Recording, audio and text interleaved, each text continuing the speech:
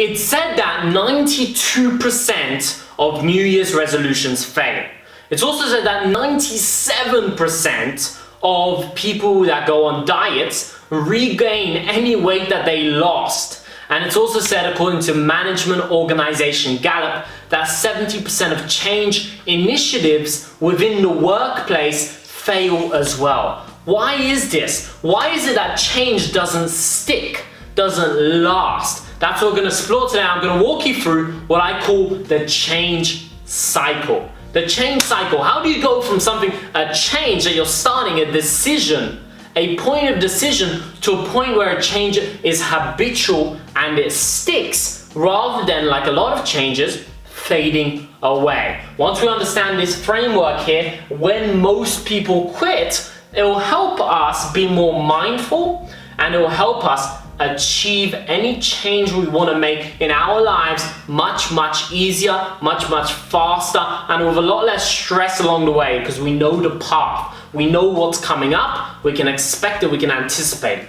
Whether that change is to quit smoking finally, whether it's to go and read a book every single day, or read something every single day and learn, educate yourself, whether it's daily meditation that a lot of people, we know we should meditate every day, but building it into a daily change. How do you make that happen? Any change we want to create, it follows this general cycle and either becomes something that lasts or doesn't, and we can shift that direction. You see here, on this side here, you have ease or difficulty. You have how easy something is to do, meditating today, tomorrow, the next day, not having a cigarette, whatever it is, whatever, a healthy breakfast, a healthy smoothie in the morning, workout, going to the gym every day, whatever the change is, how easy it is to do compared to how hard. This is when there's the most resistance, where your brain is like, don't do it, I just want to quit, just don't do it, where your brain is pushing against it, really does not want to do it that day. That's what you have on this scale here. And then of course, across here you have time. You see, whenever we start a new change, day 1, day 2, day 3, that isn't when most people quit. Let's say New Year's resolutions, January 1st, January 2nd, January 3rd, isn't when most people quit. That's actually when it's easy to do. Why? It's because there's excitement.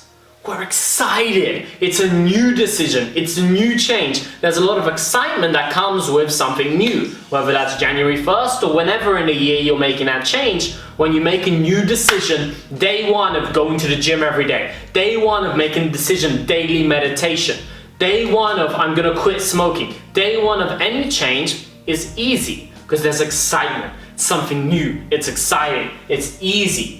That's when most people don't quit. That's when it's easy. But then around this day 3, day 4, day 5, day 7, day 9, it starts to go down. Which is why, according to the research, most people don't quit their New Year's resolutions on the 1st or the 2nd. They quit it on the 5th, on the 7th, on the 9th. Those are said to be the cutoff days. 5, 6, 7, 8, 9 of January. That's when most people quit. Those are the cutoff days for most people when they make a change. Why? It's because the excitement has wore off, long wore off, and they go down here where it becomes the hardest to do. Yet, habit hasn't kicked in yet. The brain hasn't rewired. It hasn't been affected yet to a point where this becomes a new norm, which is what the goal of any change is. We want it to become a new normal for us. The habit hasn't kicked in, yet the excitement has worn off, and we're in this dip. And this is when most people quit a change. Why is this important? Because when we're mindful of this, it allows us to anticipate it. Oh, the toughness is coming up now. Oh, this is when I'm most likely to want to quit, but it's going to get easier from here. It allows us to be optimistic because it becomes more habitual, and the change allows us to not quit, allows us to be patient. This is the time when we need to remind ourselves of why we started in the first place, why we really want it, what this has cost us in the past, and what good we're creating in the future by making this change happen. This is when most people quit in the cycle of change. And this is the deciding fact. Are you going to go up? Is it going to become habitual? Or are you going to quit and drop off like a lot of people do during this time? Remember, this excitement isn't going to last. The excitement of making a new decision doesn't last. Yet, when we know that and we can anticipate this drop of excitement, knowing that it will get better over time, it allows us to stay patient. It allows you to stay patient in whatever you want to create. Whatever that change is, it allows you to stay committed.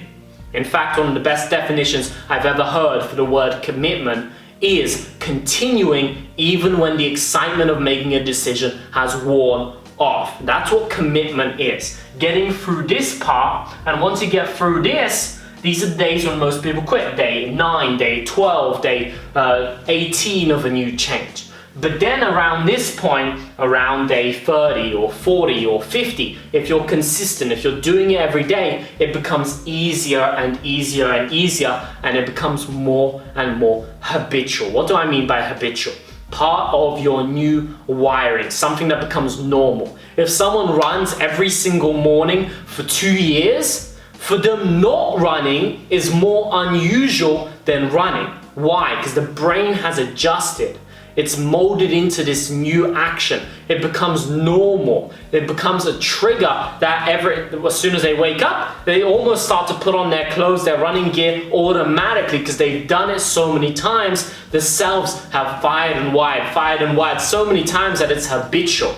And habits said to become habitual, become normal, become easy around day 30, day 40, day 50, around that time there. Some people say 66 days to craft a habit, some say 31. It really depends on what the change you want to make is, but it gets easy beyond that and it becomes habitual, and this is when it becomes easy again, when it becomes a new norm. So whatever change you want to make sure you stick with it during this point. Make sure you don't fall victim to this excitement at the beginning.